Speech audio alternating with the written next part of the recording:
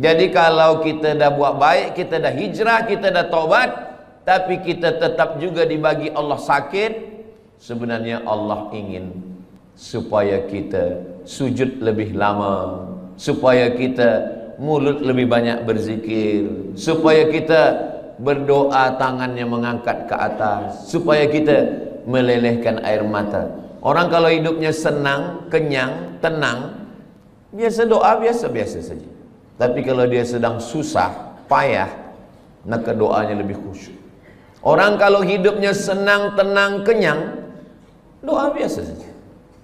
Kadang doa pun tangan di atas kaki. Kalau ada orang berdoa tangan di atas kaki, itu sama maknanya nak bagi-bagilah ke tidak pun tak apa. Tapi kalau Nabi, cubalah tengok macam mana Nabi berdoa malam perang Badar. Nabi pada malam perang Badar, tarikh 2 hari bulan Ramadan, pada saat itu Allah 17 Ramadan, Yaumal Furqan, Yaumal Taqal Jam'an, 17 Ramadan. Nabi SAW pada tahun kedua, kena 2 hijrah, Nabi SAW mengangkat kedua tangannya. Dan ketika itu Nabi meletakkan surbannya di bahunya, datang angin kencang, jatuh. Biasa orang kalau surbannya jatuh, dia angkat surban dulu. Tapi Nabi tetap. Datang Sayyidina Abu Bakar Siddiq, hasbuka ya Rasulullah, cukuplah itu ya Rasulullah. Nabi tetap juga berdoa kepada Allah Subhanahu wa ta'ala. Jadi hijrah ini betul-betul kita hijrah, bukan setakat pindah dari tahun 1446, tapi kita pindah kepada tahun 1447, meninggalkan semua yang dilarang Allah Subhanahu wa ta'ala. Hijrah. Tajuk kita kajian duha ni 2. Pertama, hijrah. Yang kedua, menuju ridha Allah. Hijrah daripada maksiat kepada taat, hijrah daripada lalai kepada zikir, hijrah daripada bakhil menuju kepada sedekah.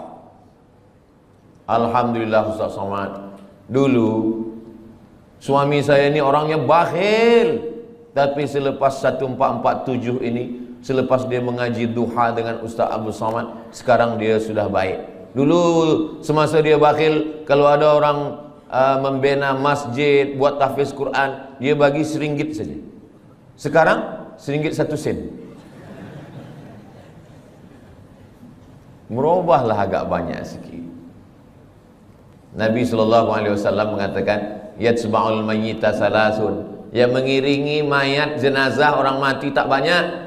Walaupun Ustaz Abdul Samad mati, ramai jamaah datang, tapi sebenarnya 3 saja. Yang pertama, mal, harta, kereta, motosikal, semua ikut mengiring, tapi sampai ke tempat parking saja. Yang kedua, ahluhu, isteri, anak, menantu, kawan, sahabat, jiran, semua ikut mengiring, tapi hanya sampai ke tepi liang lahat saja. Yarji'u usnani, yang 2 ni balik ke rumah. Wa yabqa wahidun, yang kekal, yang tinggal hanya 1. Wa amaluhu amal. Dan di antara amal yang banyak ini, ada haji, ada umrah, ada zikir, ada hafaz Quran, ada baca Quran. Di antara 3 amal-amal yang banyak pun, di antara amal itu, orang-orang mati itu kalau ditanya dia, wahai mayat-mayat, wahai jenazah-jenazah, wahai orang mati, maukah kamu hidup lagi? Dalam Al-Quran Allah Ta'ala bercerita khas untuk itu. Orang mati itu menjawab, laula akhartani ila ajalin qarib, ya Allah, kalau engkau bagi kami hidup lagi, bagilah kami hidup lagi ya Allah. Qarib, kejap, sikit saja, 1 minit, 1 second pun boleh engkau bagi hidup kami. Kata Allah Ta'ala, kalau aku bagi kamu hidup, kamu nak buat apa? Mereka tak ada cakap kami nak buat haji, tak ada. Kami nak buat umrah, tak ada. Kami nak buat sembahyang, tak ada. Lalu Allah tanya, kamu nak buat apa kalau aku bagi hidup? Fa'as-saddaqa, kami ingin bersedekah. Kami ingin bersedekah.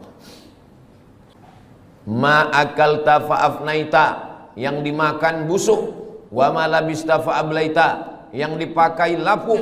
Wa ma tasaddaqta fa'amdaita, yang disedekahkan untuk ma'had tahfiz Quran, Masjid Jami' Sultan Yahya Petra Macang, inilah yang akan kekal abadi hingga hari kiamat nanti insyaAllah. Amin ya rabbal alamin. Rumah besar yang kita tinggalkan bila kita mati, habis, diambil semua oleh ahli waris, anak kita, cucu kita, semua bertukar, sijil-sijil semua hilang. Kita pun akan menjadi sesuatu yang terlupakan, orang tak ingat lagi dengan kita. Tapi ma'had tahfiz ini insya-Allah semua budak-budak akan belajar membaca Quran, berzikir, belajar sembahyang. Nanti dia pula akan mengajar anak dia, isteri dia, murid-murid dia. Itulah yang boleh menolong kita di hadapan Allah. Niatkan sedekah ini untuk almarhumah mak saya, almarhum ayah saya. Jadi boleh dapat dua-dua. Kita dapat, orang-orang tua kita pun dapat. Datang sahabat Nabi namanya Sa'ad, berjumpa kepada Nabi Muhammad sallallahu alaihi wasallam. Ya Rasulullah, ummi matat, mak saya sudah meninggal dunia. Afa atasaddaqu anha? Kalau saya bersedekah, sampaikah sedekah ini kepada almarhumah mak saya? Kata Nabi sallallahu alaihi wasallam, tasaddaq, bersedekahlah. Itu dalil bahwa sedekah ini sampai. Ayu sadaqatu afdal? Apa sedekah yang paling afdal? Kata Nabi, suqiya al-ma', memberi air minum.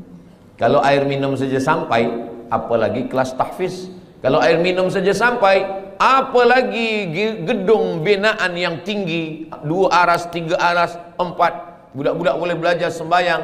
Maka insya Allah itu menjadi cahaya sesuai dengan doa kita, Allahumma ja'al kuburahum raudatan min riyadil jinan. Jadikan kuburnya salah satu daripada taman-taman surga insya Allah. Amin ya rabbal alamin.